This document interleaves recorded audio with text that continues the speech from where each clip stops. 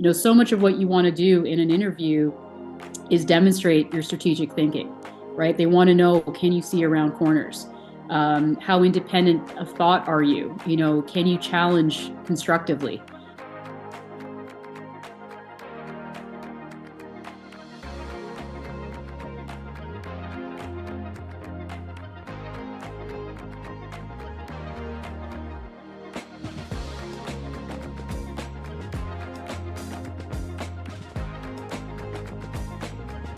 So I've been serving on boards since 1999. I currently have a public appointment. I serve on 2 private company boards, and I also serve on a global nonprofit. The themes in terms of how I've earned board seats and opportunities, one was professional reputation and network. In fact, that's how I earned my very first TSX listed company. The other, it's a combination of recruiters, applying, and strategically letting my network know that I was, trying to build a board portfolio, and then also preparing for opportunities both ways, in terms of going after things I thought where I could add value and learn, and also assessing for fit, if I couldn't add value and learn, right? So that fit assessment goes both ways.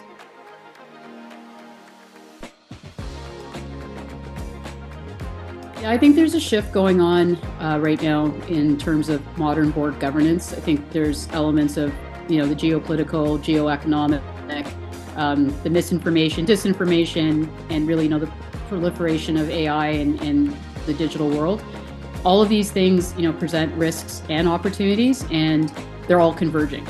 And so I think the world order is shifting, and I think board governance has to keep up and remember its role. I would say there's probably 5 areas of expertise that matter more than ever across all industries and types of boards. So first off, financial and capital markets expertise, understanding capital allocation, investor expectations, balance sheet resilience.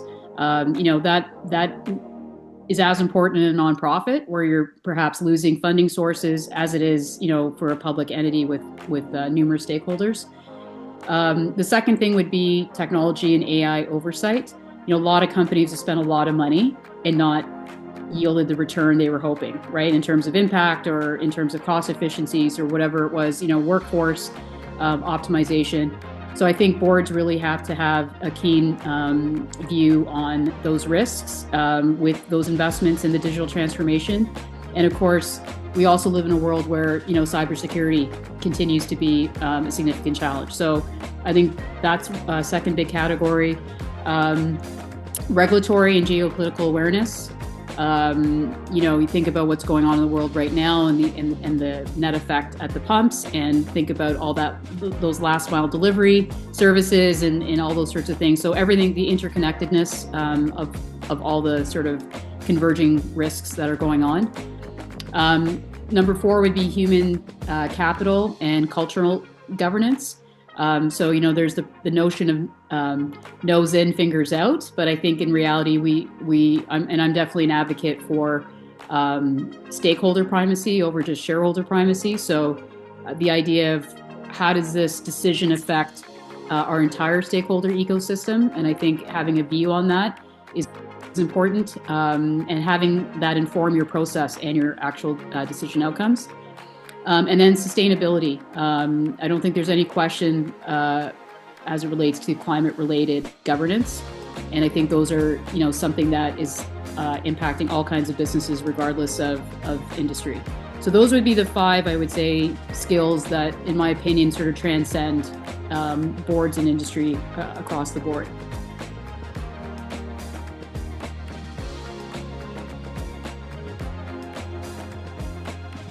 I mean, look, I think they're important because I think people need to understand their fiduciary responsibility, governance processes, what to do in a hostile takeover, what to do in a shareholder, campaign, or all those different iterations. I think more important than the credential itself is the personal commitment to lifelong learning and really understanding what it means to be a collaborative, effective director. And I think the unspoken language and tenet is really, building trust among stakeholders, between management and boards, and sustaining that culture of trust. And so, what do you have to do as an individual director, even if you're not the chair, or even if you're not a committee chair, to ensure all voices are heard? And what does good governance process look like, whether it's agenda setting or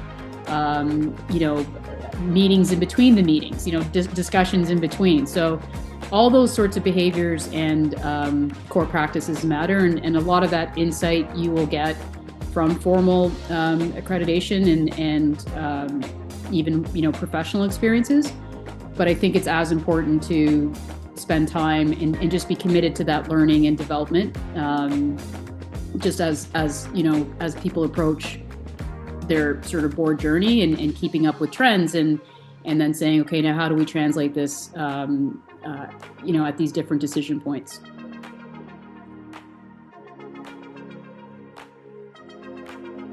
I think securing board interviews is definitely a continuation and outcome of strategic networking and involvement outside of your profession, right? So whether it's community involvement or maybe you are advising, companies or individuals who are starting businesses or scaling up businesses. So I think, all that matters.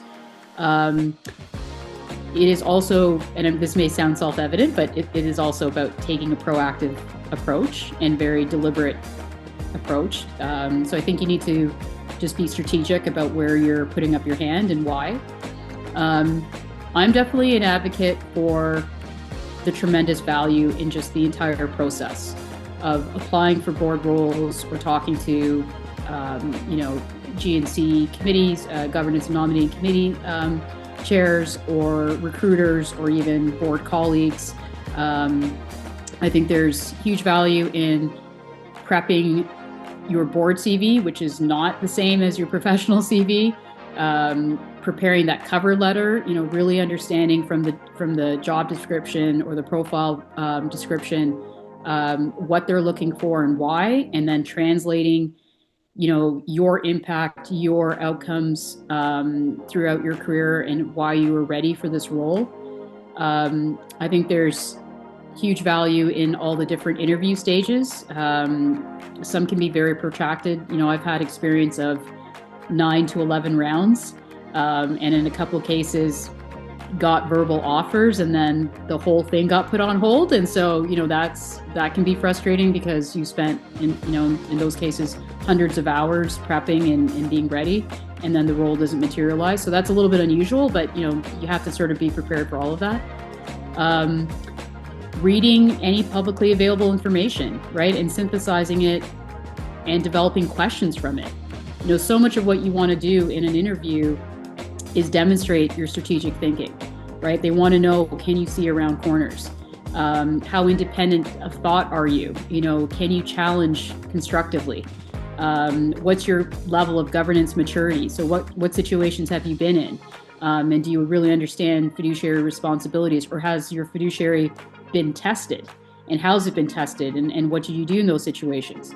And are you a cultural fit? Will you be able to operate and build trust and collaborate and agree to disagree, because that also happens. And you want to actively be a director who prevents groupthink, or we've always done this way, so it must be fine, right? Or be the director who says, are we missing anything? Are we thinking about things that we haven't thought about before? And so those are, I think, all important in terms of how you show up for interviews, how you prepare for interviews. Even if the roles don't work out, I think there's invaluable benefit in that preparation, and then building that muscle, right? Learning and developing it for the next time. And here's the other piece of it. People who are spending their time now as full-time directors all sit on different boards. And so sometimes even if one thing doesn't work out, you've made an impression, and now that person is talking to you about a different board. It could be months later, quarters later, years later. So I think you want to do the prep work, show up your best self, and have the mindset of, I'm also assessing to make sure that this is a fit for how I can contribute and how I can learn. So it is that two-way street. And, those interviews are not just about securing roles. Those interviews are also about building that larger strategic network. And so be very mindful. I've had more than one situation where I've encouraged someone to put up their hand for something, and they thought they might be too early, and they did it anyway, and they did it courageously, and they were well prepared. And to a person, they've always come back and said, you know what, thank you for nudging me. Thank you for pushing me to do it. Sometimes they got it. Sometimes it led to something else. In a couple of cases, they said, you know what, this isn't actually for me. Now that I've gone through this process, I realize this is not the right time. And in other cases, they're like, okay, now I really get what this process involves.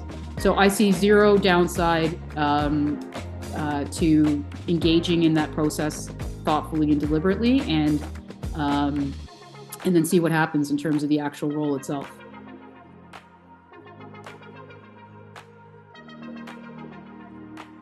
Gosh, so many lessons. I don't know about tips or advice, but I think, being intellectually curious,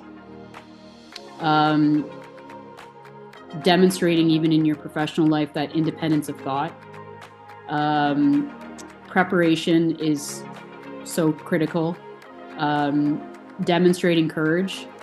Courage for me is, you can be uncomfortable, but you stare it down and say, I don't understand this. I need more information. And going about those challenges, constructively. And I do think that one thing I've made a conscious effort in my long list of things I try to work on, but one thing in particular is really learning how to ask great questions. And not just in the context of the board meeting itself, but during the interview, with strategic networking, really spending time and sweating the details on what questions, what insight am I looking for, what's going to help me make informed decisions. To me, governance is a verb because it's about process.